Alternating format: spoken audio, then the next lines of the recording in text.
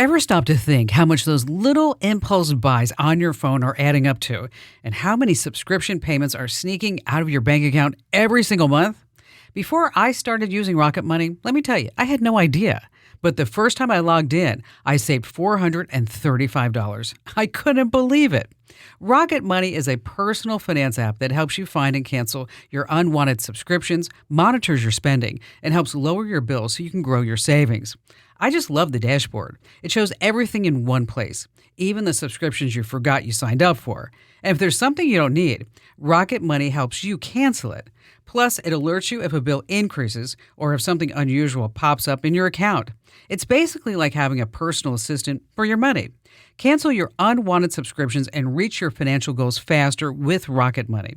Go to rocketmoney.com/Kim today. That's rocketmoney.com/Kim. rocketmoney.com/Kim. Hey, this is the third hour of the Kim Komando Show. So glad that you're here with us. Sit back and enjoy.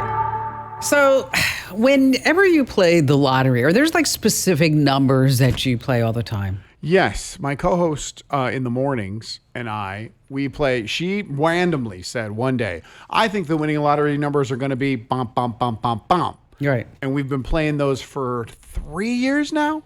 Every week? Every drawing. Now, have you won anything? One time we won $4. So not the best return on our investment, but she didn't say it's going to happen tomorrow. She said sometime. At some time. Well, Carrie Edwards, woman in Virginia, she went to ChatGPT and said, I need the winning lottery numbers. And then Chat gave her some numbers and told her it's all luck. Lucky is still lucky. So she used the numbers anyway. She hit the Powerball for $150,000. Get out of town. Okay. Yeah, 150 grand. That's awesome. Now, the story gets even better. She didn't keep any of the money. She donated every cent to charity, including dementia research in honor of her late husband, Steve. He passed away last year. He was a first responder at the Pentagon on 9/11. Oh, wow. He captured the iconic photo of the flag being draped across the building. And Carrie says Steve would have wanted her to give it all away. That's so sweet. Isn't that sweet? I give away a lottery ticket to like people for Christmas every once in a while. Right. And, and sometimes I scratch them off. I'm like, sorry you didn't win. What a great gift giver. But when you think about it, it's kind of a weird gift because, this has a 99% chance of being disappointing to you, and I thought of you. Okay? It's not really a good one. Can I tell you something really sweet before you start the show? Yes. My grandfather used to buy $1 scratchers for my grandmother, and then before they were unscratched, he'd have the clerk scan them, and then he'd only hand her the winners. So she thought she won every single time. Oh, really? He did it for decades. Did she never caught on? I'm sure she did, but she didn't care. It was sweet. Oh, that's so sweet. Isn't it? That is. That's very nice. And on that happy note, welcome, ladies and gentlemen.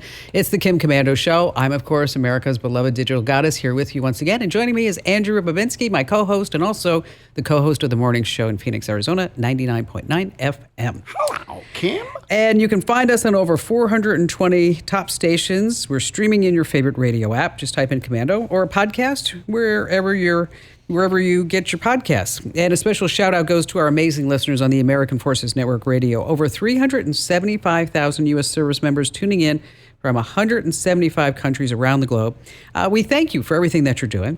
And if you have a tech question or if you just want to be part of the show, the Commando hotline's open right now at 1-888-825-5254, or just hit up Ask Kim over at commando.com, and then we'll schedule you right in. All right, then every single day I go to at least 35, 40 different websites. I read everything. I read white papers. I talk to industry insiders. I have friends who are white hat hackers. And here are some things that you need to know about right now. And what do you think is the one thing, Andrew, that stops AI from taking over everybody's jobs? What is that one thing? Oh, I don't know. Like what AI can't do? Right. Oh, I don't know. Be a people person, interact with human beings? Well, that's true. But what they're thinking is, right now, it's the ability to make complex decisions. Okay. And know exactly what all the ramifications are. But that's changing quickly. Citigroup just put AI to work in a big way. So instead of telling AI to do one thing at a time, Citibank employees will get an assignment, and then AI will do all the work. Like, for example, they need a client profile. So before they would get credit reports, look and see what's online about somebody, see what they've written online, look at their LinkedIn, all that other great stuff.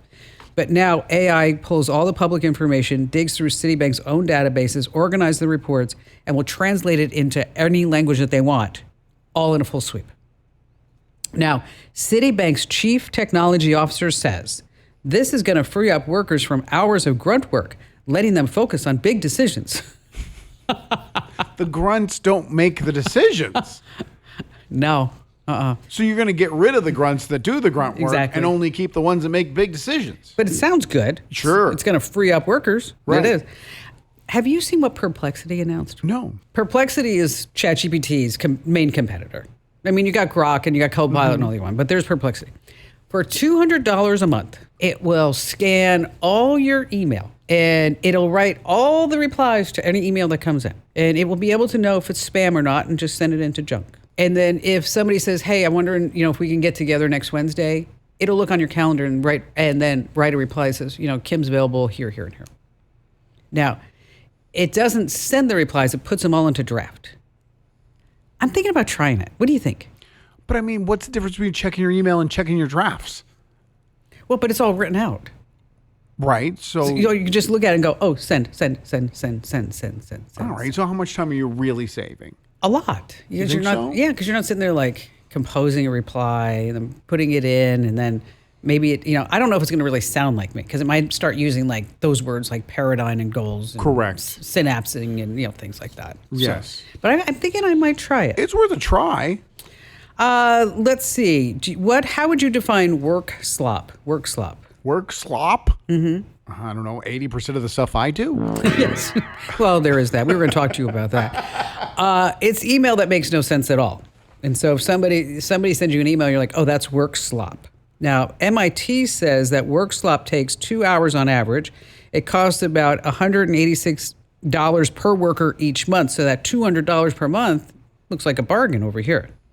More than half of workers say they feel annoyed when they get AI slop. I do, because I feel like they just copy and paste it. They do. They are. You don't have to feel that way. They're definitely doing that. It is. Let's see. We talked about this before. Publicis Group. It's that large advertising company, major one.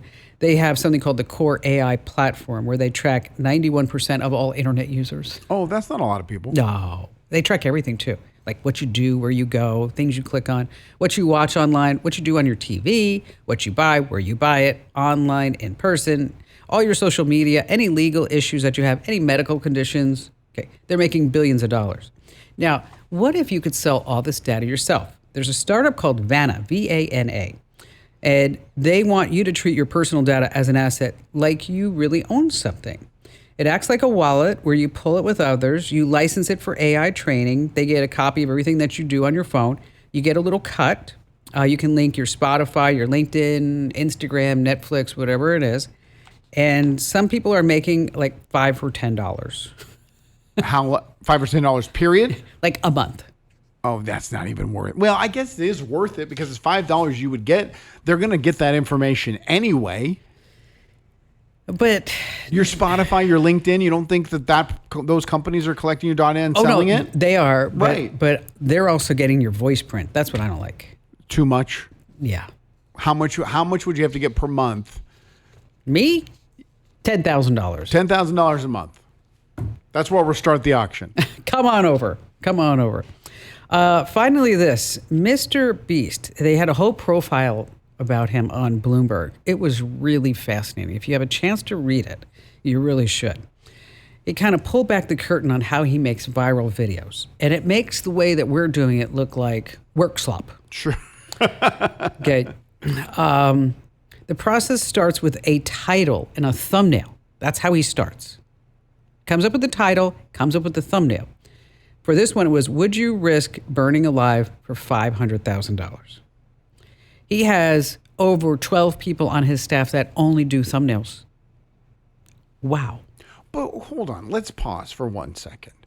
yes, he's done all of this to build himself to where he is. Yes. But he doesn't need to do this anymore because he's got the most followers ever. He could put out a video that just says, hey, dummy, watch this. And the followers will go, oh, that sounds fun. And then click and watch it. For a few times. Okay. And then they get tired of that. Okay. The creative team decides, should it be one person or a group challenge? How much is the prize money? What kind of game? And then once all that's done, it goes to a lead producer who has just 10 days to build it all. I love that, a deadline. We need those here. So for this particular shoot, would you risk burning alive for $500,000? People were launched 80 feet in the air while dodging flames. And the producers also had to make sure that nobody actually got burned. Sure. The budget for that one video, $2.5 million. Wow. But that means he's got to get that in return on the views and the ads. Yes. Well, listen to this. He has 450 people on his staff. That's huge. This is a big company. It is. More than 300 are solely focused on making videos. The goal, every video has to have at least 250 million views. Okay. Oh, gosh. So I wonder what the time period is. How long? Wow. Do they have a year to get that 250 million? I don't know. Probably, yeah. I don't know. And That'd be has interesting. Mr. B just become a figurehead? Is he just the guy that shows up in the videos now and is no longer hands-on? Well, it kind of, when you read this Bloomberg piece, he is involved. Okay. But not on a daily basis. Well, it's too big Yeah. for him to do the way he did it in the beginning where it was all him. Right. And now he just shows up. And he lost money apparently doing the Amazon. Do the show? Yes. But he said it was good for his brand. We liked it. Did you? Yeah, me and the kids watched the whole series. We really liked it. I never watched it. Would I like it? No. No. Okay. Is it a kids thing? Yeah, it's family programming. It's definitely targeted towards younger people. Okay. Not saying you're old. I'm not. Right. That's why I put that disclaimer out there. Thank you. It's your birthday. How old are you? 45. And I loved it. Oh. Let's see. Coming up, we're going to talk about Alexa knowing your secrets. We have the Fool of the Week, a brand new feature. How to sell printables on Etsy to make some cash. And, of course, just the best callers ever here on The Kim Commando Show. If you own a home, listen up. This is scary. The FBI is warning about a crime on the rise. Home title theft. And it doesn't happen the way you might think. No break-ins, no stolen keys, just a forged signature on a single piece of paper filed with the county. In minutes, criminals can transfer the title out of your name, then use your ownership to drain your equity or even sell your home. The worst part, most people don't know what's happening until they get collection or foreclosure notices in the mail. That's why I trust Home Title Lock. When you visit HometitleLock.com/Kim, you'll get a free title history report and a 14-day free trial of their $1 million triple lock protection, including 24/7 monitoring of your home's title, urgent alerts to changes, and if fraud does happen. Their U.S.-based restoration team will work to restore your title, covering costs up to $1 million. Don't wait. Protect your home and equity today. Get your free 14-day trial at HometitleLock.com/Kim. That's HometitleLock.com/Kim. Hey, you can enter to win the brand new iPhone Air, a $999 value right now by heading to winfromkim.com, winfromkim.com. Let me tell you, Andrew, there's one site on the internet where you can go to and you get unbiased journalism. It's phenomenal. 404 Media. Oh, I love that website. It's amazing. And Joseph Cox is one of the founders and leads over there. And Joseph, thanks for being here. Thank you so much for having me back. You wrote a story about that a data broker owned by the major U.S. airlines, American, United, Delta, they're selling access to 5 billion individual airline ticket records to the federal government without requiring any type of warrants. Tell us a little bit about this and how did you figure it out? Yeah, so I imagine most listeners don't know this, but something like 8 major U.S. airlines own a data broker, and it's called the very boring name, Airlines Reporting Corporation, or ARC. And what they do basically as a side business is that they sell ticketing records to the government. Now, you may be thinking, well, doesn't the government already have this data? Yes, TSA will have it, DHS will have it, but this data broker is selling it to FBI, Secret Service, SEC, I think even some military stuff in there as well. And, as you say, this can be searched without a warrant. And I bet listeners also haven't really given informed consent for their ticketing records to be sold by this broker either. So how granular is the data being sold? The data shows a person's name, the airport they're flying from, flying to, of course, what flight they're on. Most interesting to me is that you can even search by credit card. So let's say law enforcement has some sort of tip or they want to investigate some sort of card. They can look that up and then see, oh, it was this person flying from this airport to this airport. And it's not just the granularity, it is, of course, the scale. There's something like 5 billion records in this data set. It is updated every single day from the airlines to this data broker to the other U.S. government agencies buying it. And essentially, law enforcement or other government agencies can just rifle through it without getting a court order, a warrant, a subpoena. It is there for them to search. Is this only happening in the United States, or is this happening in other countries? That gets interesting, and we don't really know. We know that the broker is owned by U.S. airlines, but on the board of directors of ARC, you also have Air Canada, and then you also have Air France and Lufthansa, which are, of course, from Europe as well. I'm very interested in that because, of course, European data privacy law is much more robust, yes, exactly, than it is in the U.S., and that's what I'm actually looking into next. I'm glad you brought that up, but it could impact European travelers if they touch the U.S. in any way. I know that at a bare minimum. So can you opt out? Allegedly, you can opt out. Allegedly. So when I've covered this, and a couple of outlets have done it as well, we've published several pieces on this, and the one we did about here was just the scale and these 5 billion records. ARC told me in a statement, hey, we allow you to opt out. You contact us at our privacy email address. Some people have told me they've started that process. I haven't spoken to anybody who's successfully done it, and I've actually started the process myself as well, so I guess we'll find out. I don't know when, maybe in a few weeks or something, but you can allegedly opt out, and I'm very curious whether that actually works or not. And of course, at the end of the day, this data isn't being collected by the government, it's being sold to the government. And kind of to add insult to injury, the data is kind of cheap. Some of these agencies are only paying a few tens of thousands of dollars for access to this massive data set. So even after all of these privacy violations, it's not even being sold for that much. Maybe we're not worth that much. No one cares that you flew to Boise in the grand scheme of things. Yeah. Well, thank you for spending some time with us. And we're all of us here at the show. Let me tell you, Joseph, we are big fans of everything that you're doing over at 404 Media.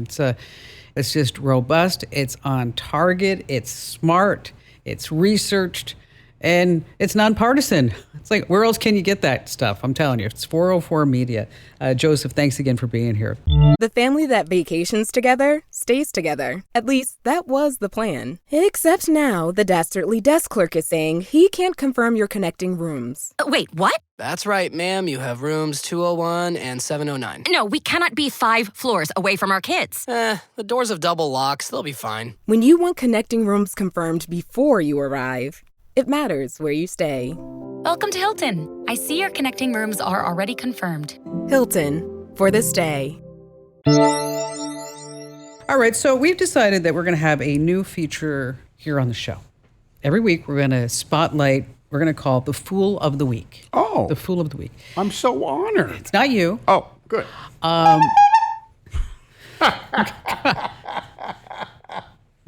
That's Sandra.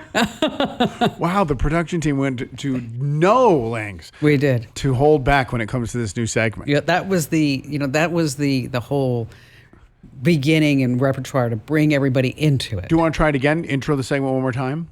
Well, that means I got to hear the sound effect again. Yeah, she should do it right after you say the name of the segment. Okay, we have a brand new segment, brand new bit here on the show. We're calling it the Fool of the Week. Perfect. Yes. So here we have a woman who's crying about Apple Pay. Take a listen. When you use Apple Pay, that's real money. That's true American dollars from your credit card. If you have your credit card connected, that's where the money is being sourced from. It's not like a special form of Apple Pay, Apple dollars. Why they don't just say this is real money while you're paying, I don't know. Because I thought that I had accumulated a bunch of Apple dollars to use for Apple Pay by, spending so much time on my phone, giving my data very freely and willingly to any place that asks, like whatever they say, are cookies okay? I say yes, yes, yes, because I thought that's how I was getting prizes. Yeah, she thought she was getting prizes. Of course she did. And that this was Apple's pay, as Apple was paying her for her data. So many questions about this woman. First of all, you have to put a credit card in your phone for Apple Pay to work. But you do get Apple Cash back. Okay.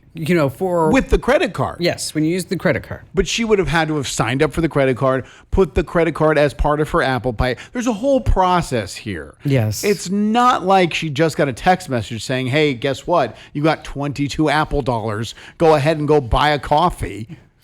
Yes. So this week, folks, is our Fool of the Week. Perfect. So good. She thinks American Express is a train. Myrna in Austin, Texas. Hi, Myrna. Hey, how are you doing? We are great now that you called. What's going on? Oh, not a whole lot. We got a little rain yesterday here in Texas. We really needed some. So, of course, the humidity's back up again, but we're used to it. You are. So what's on your mind? Well, love your show. A friend of mine had referred me to you, and he's an avid listener too, and he said to maybe go ahead and see if you might be able to help me out. I write children's books, and I'm looking for a suggestion. My friend is blind. Okay. And I'm trying to get for like visually impaired for either, hearing or for eyesight as well. And I'm trying to get it to where I can put my books in a format to where I would be able to record them or something so that he could listen to them. Okay. I've tried sending a link to him, but of course, with him not being able to see, he won't be able to, hit the link or anything. Well, so as far as just recording, you can use your phone, right? The voice recorder on your phone just to read the book aloud for him. Well, I know it's not as personal, and I've got quite a few books. I've written 11 already, and I just want him to be able to hear it in his own personal time, because where he's at and everything, it's so busy there. Well, see, but what you can do is you can record it, you reading the book on your phone, save that as a file, okay, and then you can share that by email, text, or put it on Google Drive, and then your friend will be able to listen to it whenever he wanted to. Yeah, I'm not really in understanding all the technicalities. I've tried everything. I did send him a link, so that he would be able to listen to it. But he like I said, he can't see the link, or he would just be pushing all over the phone trying to hit the link. And well, most screen readers will do that. Most screen readers will go through and tell him exactly where that link is. So it's not like he's just going to be sitting there all on the screen, not being able to see. A screen reader, it used to be what you just said, not being able to see, not being able to know where that link is for him to touch the screen or to link to it or wherever it may be. That it used to be very, very difficult. But now with today's technology and screen readers and now AI being built into this, is that when he gets an email, from what I've seen people using screen readers, the email comes in, it reads the email aloud, and then it says, the AI says, would you like me to click this link so that you can hear the story? So, so your first step is for you to get in a nice quiet place and read very clearly, and then you're going to save the file as an MP3 file and then share it. But technically, too, if he's got a screen reader, she could just send him a link of the book, he could click the link to the book and the screen reader would read the book. Exactly. I mean, it's not going to be her voice. It's going to be a, stereotypical screen reading voice, but at least you get to hear the story. Yeah. And then, and since we're talking about visually impaired, if you're hearing impaired and if you wanted to do that, then, because, then you can also just turn on captions. Mm-hmm. Say on CapCut or YouTube, for example, you can upload the video there. And they auto-generate. And that might be something too that you might want to try, Myrna, is to set up your own YouTube channel with all your 12 books, and then you could create a playlist and then share the playlist, and then every book the audio would just be read on the playlist. Yeah. Which is pretty amazing. It's a little bit of work, but not a ton.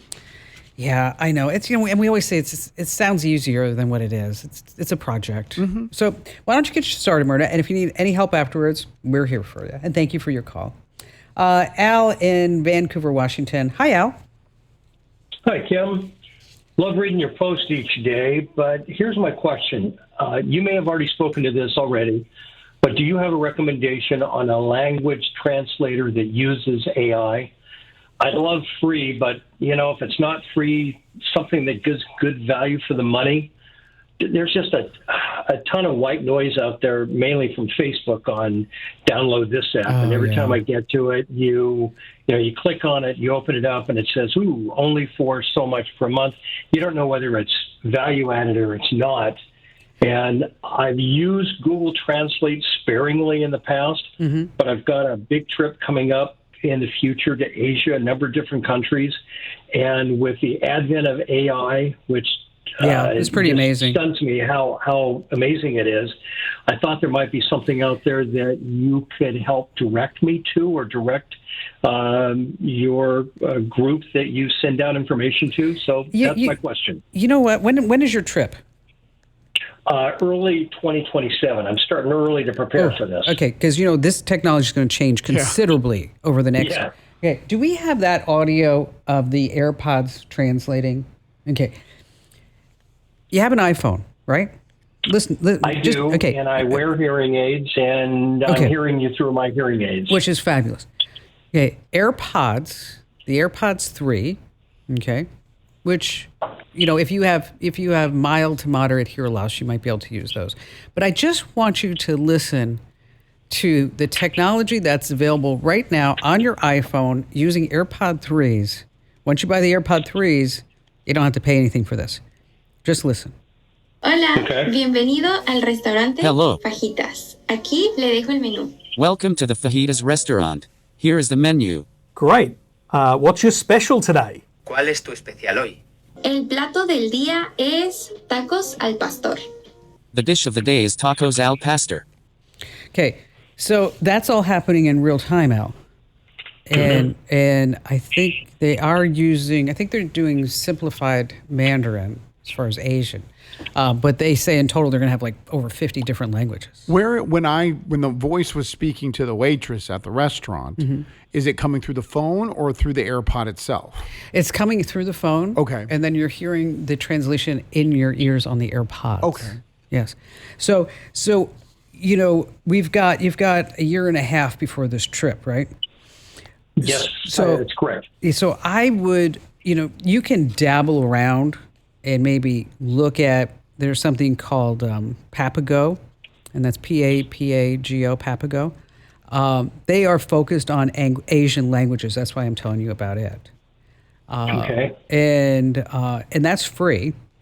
Then, of course, you have Google Translate, Microsoft Translator, and now you also have the Apple Translate that we just heard that is only going to get better. I mean, it's just phenomenal to me what AI can do to better our lives and the communications, especially. It is pretty phenomenal. It is. It's just, I knew AI was coming, but I didn't know how it was really going to change our lives this much. How has it changed your life the most? I was over on the Oregon coast with my wife and friends, and we took a number of pictures. And just for grins and giggles, I used Chat GPT? Yes. Mm-hmm. And took each of those pictures and said, clean up these pictures. And then I said, make us look better. And then I said, make us look younger.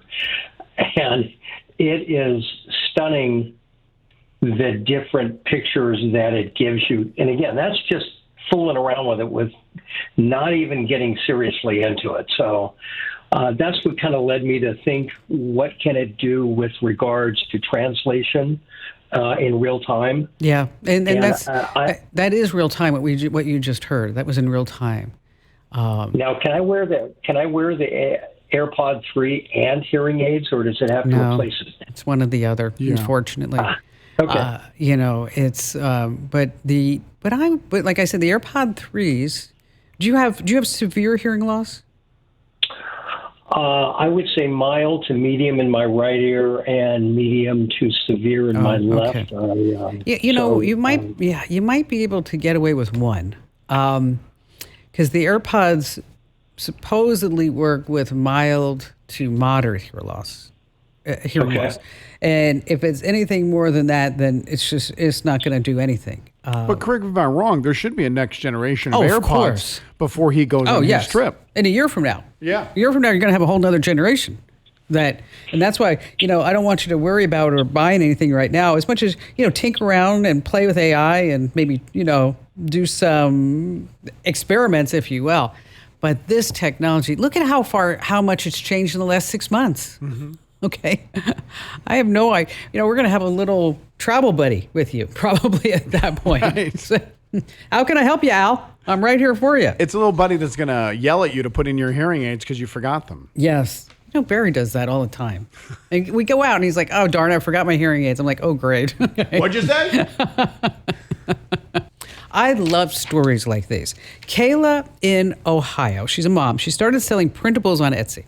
Her first month, she made $45. Okay. Within a year, she made $93,000. Wow. Isn't that something? A printable, what is it? It's a ready-made digital file. I've bought them. Have you bought them on Etsy? Never. No. Think like meal planners, budget trackers, grocery lists, charts for kids, wedding checklists, fitness logs. It's basically a template that you can download, you can use right away. It may even be like a greeting card. That's what I bought on Etsy. And so that this way at home, you can open them in Word, Google Docs, you can print them, all that other good stuff. So what you want to do is pick a niche, create the template in, say, Canva, Google Docs, upload it to Etsy. Now, here's the pricing. One-page printables usually sell for $3 to $5. Multi-page sets go for $7 to $12, and bundles can be $15 or $30, or maybe even more. So there's your next moneymaker. Alrighty then, still to come, some signs that someone will take a lower offer on eBay, as well as more of your phone calls here on the Kim Komando Show. Finished training for the day? Time to fight post-workout fatigue with Core Power Protein Shakes. They're packed with 26 grams of high-quality protein to build muscle and electrolytes to help hydrate.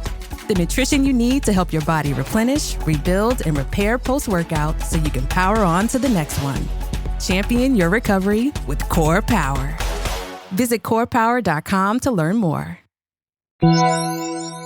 Better hires start with smarter insights. LinkedIn has the strongest hiring data and insights to help you identify the right candidates. Find your next great hire on LinkedIn and post your job for free at linkedin.com/Kim. Terms and conditions apply. Did I tell you my greeting card hack? No. You talked about last segment. Yes. The printables. Right. And you said you bought a greeting card. Mm-hmm. Now, I've known you for a long time, and I know when you receive a card, the first thing you do is flip it over and check the price on the back and see how much the person cares about you. I was getting Lisa a card because that's like her thing. Her love language is written messages. Oh, that's sweet. So I was getting her a card just on a random day, and I was trying to find one. I was searching, going up and down, and none of these make sense. It's to my wife, and we're not married yet. I wish I could just make my own card. And then I thought about Walgreens.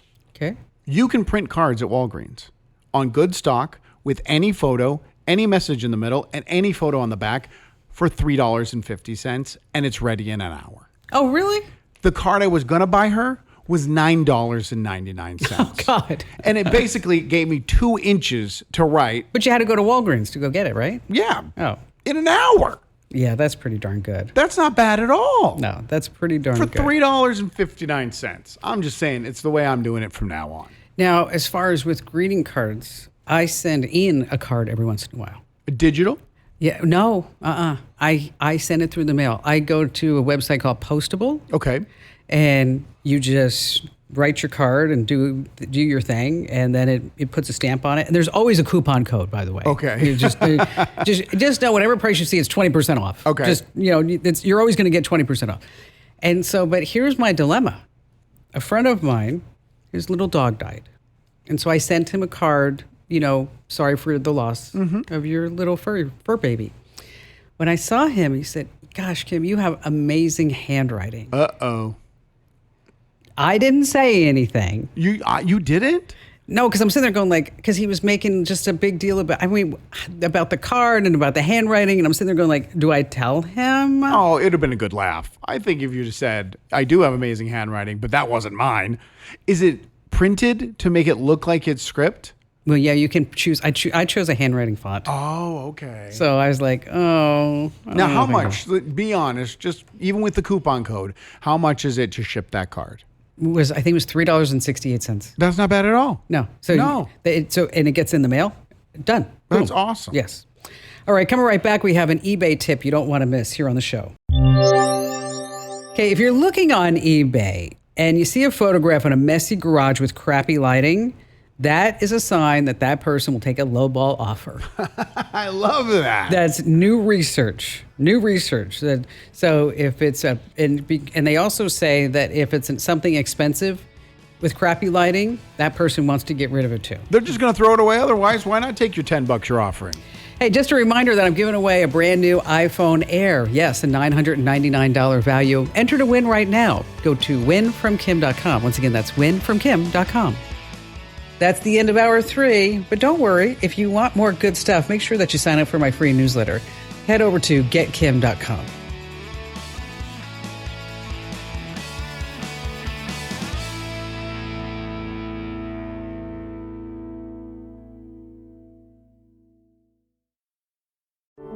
Every minute your finance team spends wrestling with data is a minute lost.